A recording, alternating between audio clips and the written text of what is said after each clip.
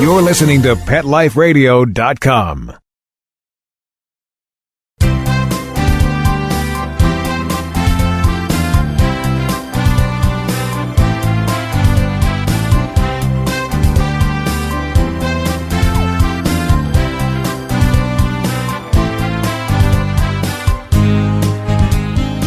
And good morning to everybody out there, or good afternoon as the case may be. As a matter of fact, it's just going to crack that afternoon point as we speak with our special guest today, who's coming to us live from New Jersey. I'm your host for the next 30 minutes here on Pet Life Radio's call-in show, live call-in show, Ask the Vets with Dr. Jeff, here on Pet Life.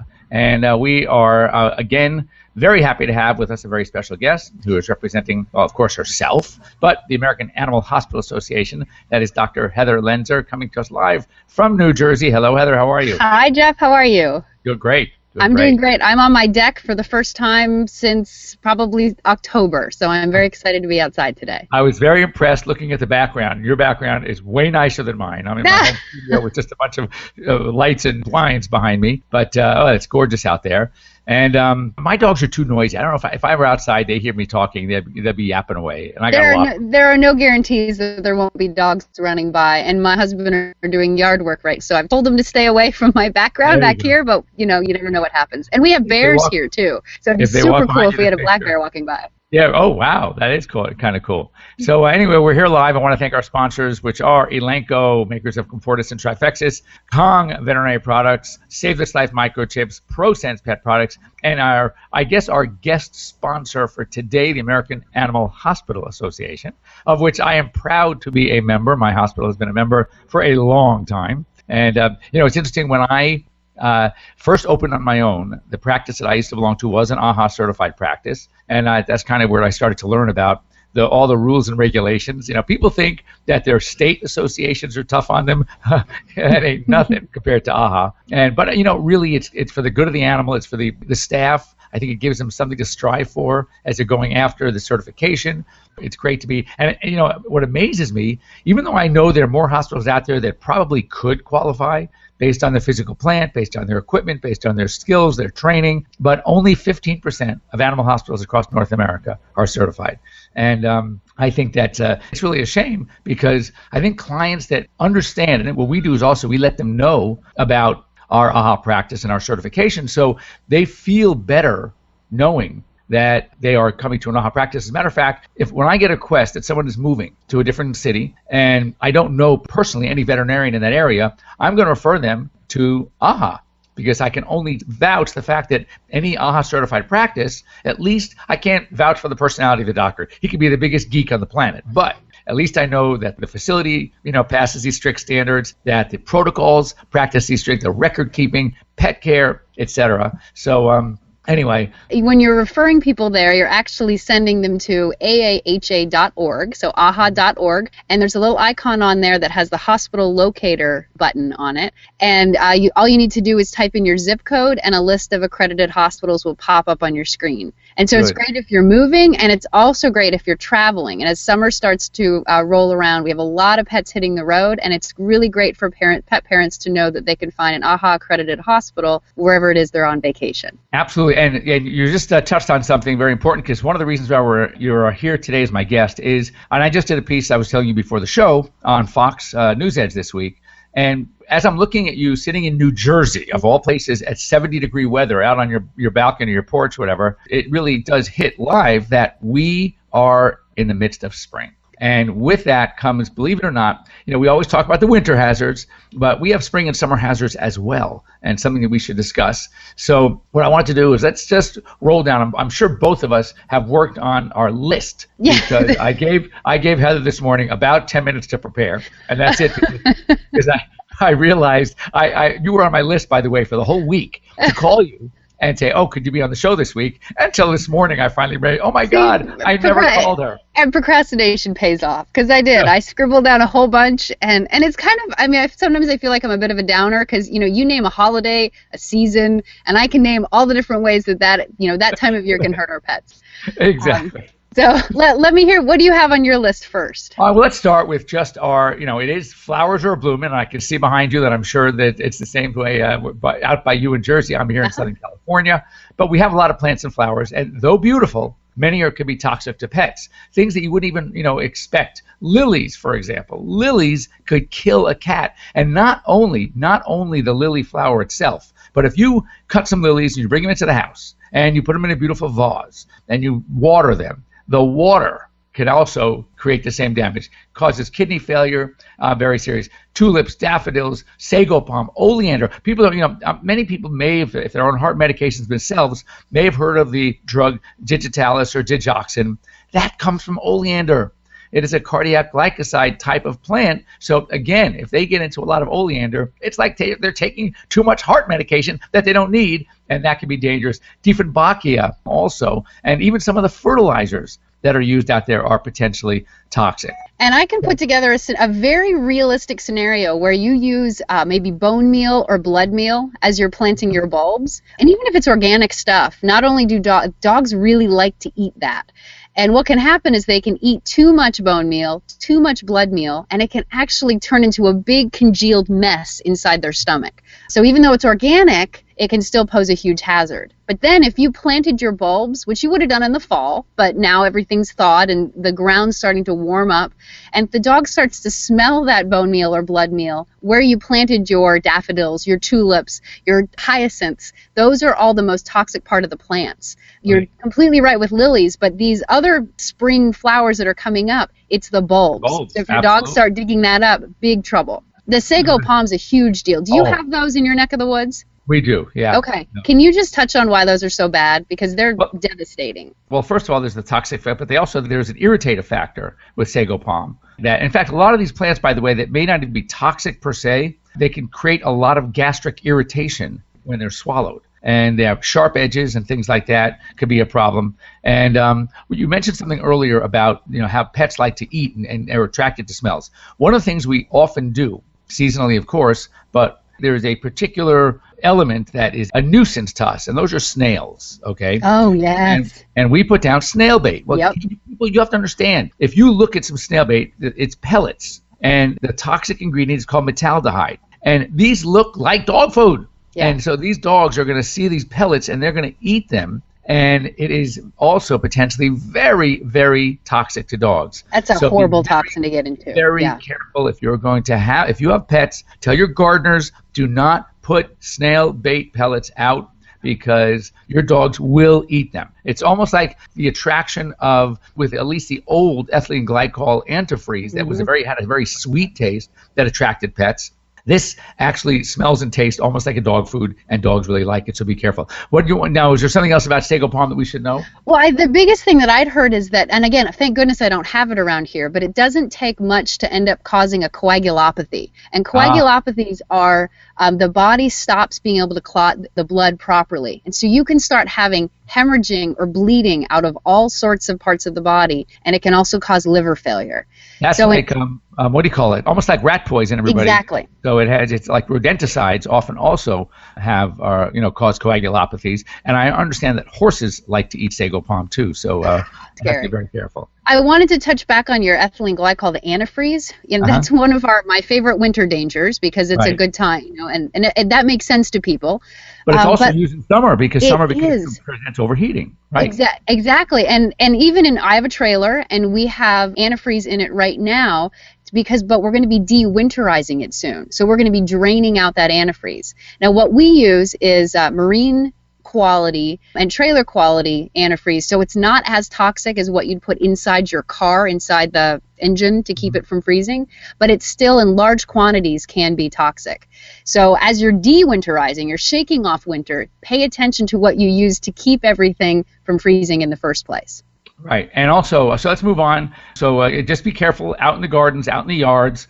Pets do like to dig and they like to eat. And Heather made a great point. Sometimes for some of these flowers, it's the bulbs that are actually worse than the actual flower itself. All right. Let's go on to some mosquito-driven issues. I know in the Northeast, during spring and summer, though mosquitoes may not be a big problem during the winter, they definitely are during the summer. In the South and the Southeast, they are problems year-round. Right. And actually here in California, we never had really big mosquito issues, but we are starting to. And the particular mosquito that we're seeing that is adapted to a drier climate happens to be a year-round mosquito as well. And of course, when veterinarians think of mosquitoes, the first thing we think about heartworm disease. And so it's very important. And one thing about heartworm, it is very, very preventable, easily preventable, but very difficult, costly, and the disease itself could be deadly. So we don't want to get to the point, especially in our cats. Cats cannot be treated, so we really need to work on prevention when it comes to our cats and dogs as well. In fact, our most recent case was a dog that was adopted from Louisiana. Sure enough, heartworm positive. We put it through the imidacide treatment, and he's doing great. But in theory, he could have died from the actual treatment, even though you do a great job. Absolutely. Because when these worms, they can grow to be the size of spaghetti, and they're actually inside the heart of a dog. So when you kill off those worms, they don't just poof disappear. They let go of the heart, or they let go of the blood vessels, and then they go flying around the body until the body eventually absorbs them. So the actual treatment itself is so effective, but you have to worry about the side effects of all these dead worms flying around the body. Right, and we want to keep them very quiet. It's very important. We often hospitalize. We have owners keep the animals very quiet, because if their heart rate starts going up and you get a big clump of worms dying all at once, it can occlude some major vessels. So we have to be very careful just with the treatment. And prevention, we're talking about once a month, or now there are some once every 3 months, or there's so many options. Speak to your veterinarian. There's no excuse not to have your pet on heartworm prevention. And it comes in all forms. There's injections, there are pills, and there are topical that you squirt on top of your pet. So there's really both for dogs and cats.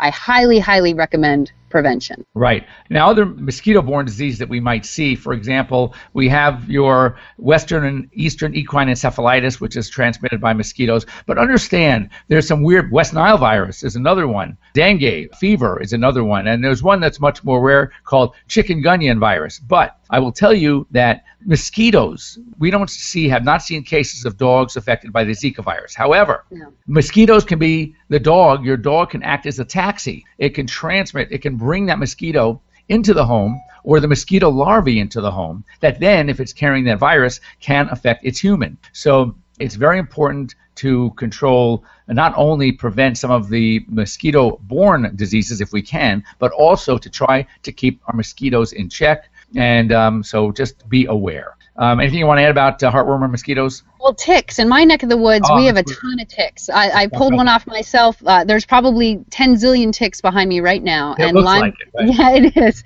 And ticks in the northeast and southeast, they're transmitted by deer and by rodents. And I see usually about 50 deer per week in my yard. Lyme is very hard obviously to diagnose in people. It can be relatively straightforward in animals, but I do highly, highly recommend preventing it as much as possible. There's a vaccine for it, and there's also a preventative to keep the ticks from staying on the dog long enough to transmit the Lyme disease. Also in the southeast, there's several other diseases that are spread by ticks that can affect the body's ability to clot, and also spread lots of other really big problems inside the animal. So again, prevention is key. Right, the ticks transmit something called rickettsial organisms, things like Rocky Mountain spotted fever, things like ehrlichiosis, as Heather mentioned. So it's more than just Lyme disease, not to mention the nuisance of having these very disgusting little bugs crawling, and they're very hard, very, very difficult to remove a tick. Be careful. Don't think you can just grab it and pull it. You will leave the mouth parts behind. See your veterinarian. Learn some proper techniques to remove ticks. Do not, and I repeat, do not light a match to the tick. I have no idea where this started. I know. But and dousing it with alcohol, that's probably not going to help. But Vaseline, I've heard so many different things. But the best thing to do is tick prevention. Look for whatever you're going to use, whether it's a topical, whether it's a collar. There's some really good products out there. Make sure to check with your veterinarian about ticks. Now, how about moving on to, since we're on ticks, let's talk about fleas, because most of the tick products that we're going to use are also going to kill fleas. Fleas are a tremendous nuisance. I see here in Southern California, one of the biggest problems I see this time of year throughout summer, almost all year round actually, we call FAD, flea allergic dermatitis. I just had a case yesterday. Yep. Many dogs are actually allergic to flea saliva. And that's the bite of one flea. Absolutely. You don't have to be infested, just one flea, which you can't find on a pet. So, it's so funny because I had a case just the other day, and just by the nature of the lesion and the dog's behavior, All right. I said, there is definitely, we looked, we couldn't find it. Mhm. I get a call from this client an hour later. She goes, Jeff, we found the flea. But I bet it was. I knew it. Good. So anyway, yeah, fleas are a nuisance. Most of the products you're going to use for your ticks, you're going to control fleas as well. And you don't want to wait until it's too late. Get your pets, see your veterinarian, get your pets on flea preventative. There are so many wonderful options out there, including Comfortis and Trifexis. Trifexis will also get the heartworm. So you want to take care of those fleas as well. And I just wanted to touch on, too, products that are okay to use in dogs aren't necessarily okay to use in cats. So there can be some devastating injuries and toxicities that occur in cats if you've shared those two products. It's all on the label, so when you buy a box, look very carefully and make sure that whether or not you can use it in cats. If in the label itself the name of the product happens to say on it canine, then you do know that is a big hint for everybody that it means for dogs only. But do check with the label. That's a very good point. It's not, it's my little cat, so I'm just going to use less of it. Very dangerous. There are some products that have been on the market years ago that are still being talked about 15 years later because of the devastation and how many cats, unfortunately, were affected by these drugs. So be very, very, very careful. But on the subject of allergies, let's talk about these springtime and summer allergens. We see it very commonly. Probably, I would say, one of the number one reasons I'm seeing pets this time of year are going to be related to allergies, to skin problems. And just everybody should realize that most of the allergens affecting our pets, be them flea, pollens, grasses, weeds, trees, household allergens, kapok, wool, feathers, human epithelia. That's right. Your dog can be allergic to you. So don't always blame it that you're allergic to your cat, but dogs and cats can be allergic to us. And even food. And what's so interesting about all of these allergens, you would think, for example, let's take food. When we have a food allergy, what happens? We spend the night in the bathroom. Right. Okay. We have that hypersensitivity, ate something that wasn't good for us. But when it comes to our pets, whether it's food, whether it's a topical allergen, whether it is something inhaled, they 95% manifest on the skin. So we're going to have skin allergies. These dogs are going to present us itching and scratching. And now sometimes with dogs, we have an idea based on the location of the lesion, what the problem might be. Cats, no way. Cats can have familial dermatitis, and regardless of where their lesions are, it could be any one of the 10 things we just mentioned. Right. But dogs, you have a clue. But the bottom line is, don't think, it can't be food because he's not vomiting or he doesn't have diarrhea. No, he's not going to. He's going to scratch. Right. So make sure you see your veterinarian, go through a list of possibilities, but the allergens could be many. There are some great products out there. There are great testing out there now. No longer do you have to necessarily go to a specialist and have the skin scratch testing. There are some fantastic tests out there that can be done on blood. And also, if you don't like giving shots, injections to desensitize your pets, there are now a couple of companies that have sublingual drops. These are drops that go in the mouth, under the tongue, that you can give to help build up your pet's own immunity to those allergens that he or she is allergic to, that can also help improve her condition. So there are a lot of options out there. Make sure to see your vet. Real quick, we have to take a very, very quick break. Mark, a very quick break because we're going to run out of time as we always do with Heather. And we'll be right back. Don't go away. We'll be right back, right after these messages. Stay tuned. Yuppie Puppy City Kitty provides pet lovers an opportunity to earn up to 50% commission selling our premium pet products. Advocate Gina Brick says, the opportunity to share such a quality product line with other pet lovers is amazing. The support of the Yuppie Puppy City Kitty family while working the business is a true gift. Mention special code PETLIFE when you enroll today and receive 3 additional products free. Find us at www.ypckpets.com. That's ypckpets.com. It's hard to find time for your furry family member. That's where Camp Bow Wow comes in. All-day play and overnight camp, daycare and boarding for dogs. Everything is included. Large play areas for fun and exercise. Spacious cabins, comfy cots, even live camper cams to watch from a computer or smartphone. Camp Bow Wow offers the best care and is the place to go where a dog can be a dog. For locations and more information, visit campbowwow.com.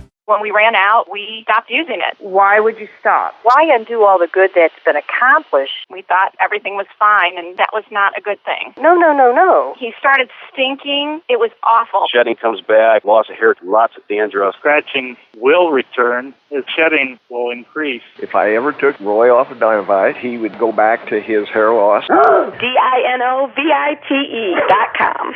859-428-1000. When I get down to the bottom of my box of Dinovite, When I get to about 3/4, oh no, I've got a couple more scoops. It's time to place my order. Dinovite.com. Each and every day she is getting that Dinovite. The omega-3 fatty acids, Flaxseed, zinc, alfalfa, the digestive enzymes that are cooked out of regular dog food. Just feed your dog right. Use Dinovite. If it's working, don't quit. Don't do what I did and run out. 859-428-1000. 859-428-1000. DINOVITE.com.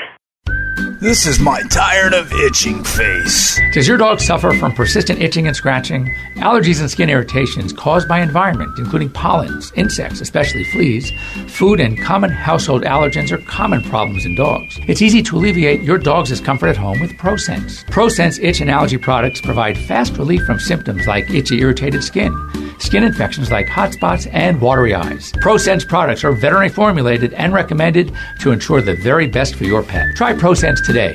Your dog will thank you for it. Pets love life. Love them back with Prosense. Let's talk pets Let's talk pets on Pet Life Radio. Pet Life Radio. PetLifeRadio.com.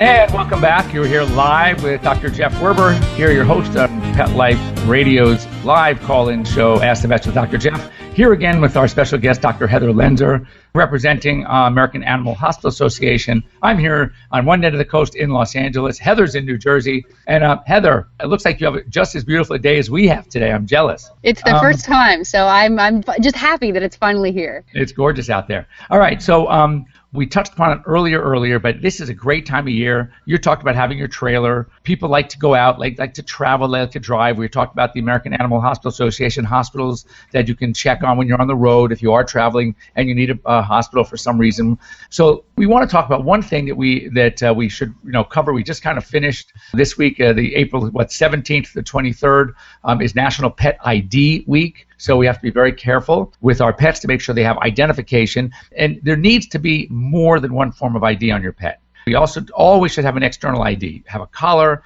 have a tag. Now on your collar, you can even have a GPS device. There are so many options. You can have an activity monitor, kind of like a Fitbit for your dog, and there's some great ones out there. There's Whistle, there's Pet Pace. You can watch what your dog is during the day, how many calories it's burning, what the respiration rate is like. I mean, almost TMI, too much information for pet owners.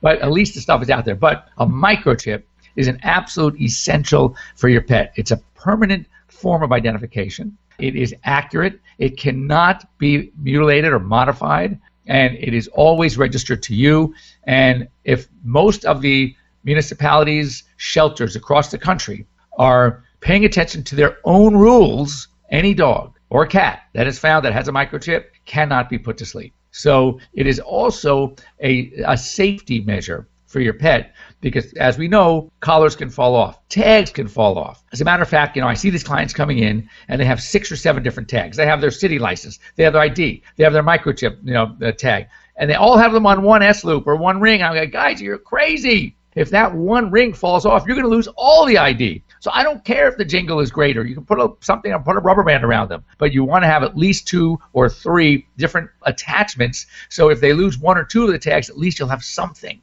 that is still going to be effective. But one of our sponsors, the Saveless Life Microchip, is great because it can turn the microchip number. They wear a tag, says Google this number, and then when you Google that number, that will put you in touch with the owner of the pet, and it's amazing. So you don't need a scanner. How many of you are walking around with your dogs with a microchip scanner in your pocket, right? It doesn't happen. So this way you can actually get a hold of someone without having to take it to a shelter or a veterinarian, and it also works extremely well. I love that one too. But I just want to bring up two important points. Be sure, just because your pet was microchipped 7 years ago doesn't mean that the company is necessarily keeping track of the pet for you. There tends to be a registration fee every year in most cases. So double check and make sure that you don't need to renew your registration. And also, when your pet goes to a shelter or veterinary hospital, they're scanned just like Dr. Jeff said, but the hospital uses the American Animal Hospital Association's universal microchip lookup tool. And this is it has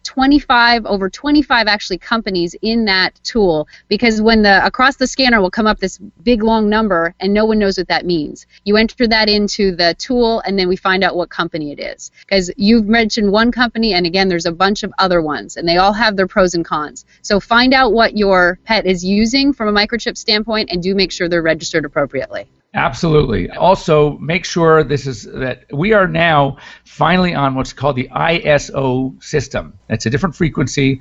We were sadly the last country in the world to make the change. Even Canada beat us. Anyway. I'm Canadian, man. Be careful. Okay. And, so everybody got there before we did. Finally, the U.S., I guess, caved in and decided, okay, even though we have these zillions of scanners out there that may not be able to read this frequency, but we have to make the change. So you might want to check with the veterinarian next time you go in. Make sure that you have an updated microchip, or hope that as long as your pet stays in the U.S. and is lost in the U.S., that it will still be able to be read. But if you're going to travel, recommendations are either bring your own scanner that can read the old microchip's frequency, or you can rechip. And just so you know, there's no problem with having 2 microchips in. Many people have had to do it that had the old frequency and then are traveling to somewhere in Europe or someplace else in the world, South America, and need the ISO frequency. So just keep that in mind. Talk to your veterinarian next time you go in. Another thing we always talk about springtime. Well, let's finish. Not only are pets spending on a lot of time outside traveling, but how many of you, and you don't have to, I can't see you except for Heather, so you don't have to give me a show of hands, but I tell you, it does not apply to Dr. Loenser, have put on a little extra weight during the winter while you're sitting around, right? And, drinking your whatever and trying to stay warm in front of the fire. And we have to get out there. Our pets are no different. Because of the exercise challenges in many parts of the country during the winter, some of our pets, this is the 5th year in a row that pet obesity has been on the rise. So it is a tremendous problem. And as I've said before, and I'm not embarrassed to say it, is that most of our overweight pets do belong to owners who themselves can lose a few. Mm-hmm. So, and interestingly and sadly, that is one of the problems why we have such a problem with obesity, because a lot of veterinarians are afraid, embarrassed to talk about obesity sitting in front of that client who clearly needs to lose weight. And I say, you know what? It doesn't bother me one bit. I want to know anyone on the planet who looks in the mirror and doesn't know they're overweight. So don't be afraid, doctor. They already know they're overweight, and you get them to get out and spend time with their pet, get some exercise, running. And I always look at them and I'll say, in fact, it's good for both of you. It gets the heart pumping, you burn some calories, it's all good. And I would tell you, most clients are going to look at you and think, I know, doc, I know, I've been working on it, I got to lose a little few too. And I felt like saying, yes, you do. But anyway, I don't. I'm not that bold. But anyway, so it's very important to get out, exercise your pet, speak to your veterinarian about maybe modified diets, but don't ignore the fact that obesity is a problem that leads to a lot of other problems, from joint and locomotion problems to cardiovascular, respiratory problems, increased incidence of cancer, skin problems, I mean, you name it, metabolic disease, increased incidence of diabetes. There are so many conditions associated with obesity. Keep your pets lean, keep them in good shape, see your veterinarian, talk about an exercise and a diet program that's good for them. And now, this time of year is the time to start. There is no excuse. You want to add anything, Heather? No, you nailed it. Absolutely nailed it. Thank you. Okay, so one last thing we want to talk about, and that is, and we only have a few minutes left, this is the time of year that every week, there's a name for it. It's called spring cleaning, because we've been, again, sitting around doing whatever not we should be doing during the winter, and it's time to get out. So we all say, okay, you know what? It's, in fact, what did you say your kids and my husband are doing today, Heather? The yard work, right? They're doing yard work, exactly. Of course they are. So we use a lot of chemicals, whether it's weed killers, whether it's cleaners, and we have to remember that even if you don't have children, your dogs are your children and they get into things. So make sure you have safety locks on every cabinet. If there's something that you can put away, in the garage high up. I always say when we're dealing with puppies, and I'm trying to talk to somebody about training them about puppies and what to do, I say, look in the room. Before you leave a puppy alone, I want you to look and scan the room. If there is anything even remotely possible that dog can get into, it will. It will find it 100%. If it has a choice. For example, if you're going to leave your Louboutins out or your flaps out, absolutely, he's going after the Louboutins. So you've got to be prepared, be smart, be sensible, and it's the same thing with cleaning products, household products, anything that is a chemical. You must keep it locked up well out of a pet's reach regardless. And one thing that I've treated dogs for this is people that they open up a cabinet and they haven't been in there in a while and it's now moldy and really gross. They use bleach, which is great, but you need to dilute the bleach. Don't combine any bleach with anything else. So combining things like bleach and Windex can actually produce very toxic gases. It can and these can be toxic not only to you but to your animal. So I said it with the flea medication, read labels carefully. Also, a common misnomer is things like Swiffer wet jets and Febreze, that type of thing, are toxic. They haven't proven to be. They have an ingredient called propylene glycol. People think that it's ethylene glycol. Right. It's not. So if your pet is ill or acting odd and you just brought out the Swiffer, it's probably not the Swiffer. So do bring your pet to the vet and don't just blame it on something that you found around your home. But one thing to just add about the Swiffer, you got those little those mats that you can, like the covers that you can wash in the washing machine. That's something fun to chew on. Just ask any puppy. So just be careful of that stuff, because that's like eating a sock. And sure enough, that sleeve is going to end up somewhere in that puppy's gut and might require surgery. So even that. And in fact, speaking of foreign bodies like that and toys, so one of my really good friends from high school has been my client for years. His dog, about 6 weeks ago, had surgery to remove a foreign body from his stomach, or his intestine. It wasn't in the stomach. He calls me the other night. They basically watched him. He was chewing on something, and next thing you know, it's gone. So I said, "Oh my God, do you think this dog learned a lesson?" Absolutely not. They do not learn these lessons. No. So, P.S. We weren't. I had to send him to a friend of mine who has an endoscope, and because we knew it was still in the stomach, instead of cutting this poor dog open again, a magnificent 2-year-old Labrador, he was able to go in and grab it from the stomach. So make sure that you keep an eye on your pets when it comes to anything around the house. As I said, even if you don't think it's dangerous, just assume it's dangerous. Right. And don't let them chew on anything they're not supposed to chew on. Anyway, Heather, thank you so much for joining me again. You're welcome. Thanks for having me. We will come up with an excuse to have you back soon. Absolutely. So you can give those plugs for AHA, which I'm totally fine with. I love talking about it. And if you have any questions, any topics you would like to me to talk about on air, any guests that you would like, please go. You can reach me very easily, drjeff@petliferadio.com or drjeff@drjeff.com, drjeff@drjeff.com. Once again, thanks to Elanco, Kong Veterinary Products, Save This Life Microchip, Prosense Pet Products, our sponsors for the show. Once again, thank you to the American Animal Hospital Association for lending us Heather for the past 30 minutes. And have a great week, everybody, and we'll be here next week. Let's Talk Pets, every week on demand, only on PetLifeRadio.com.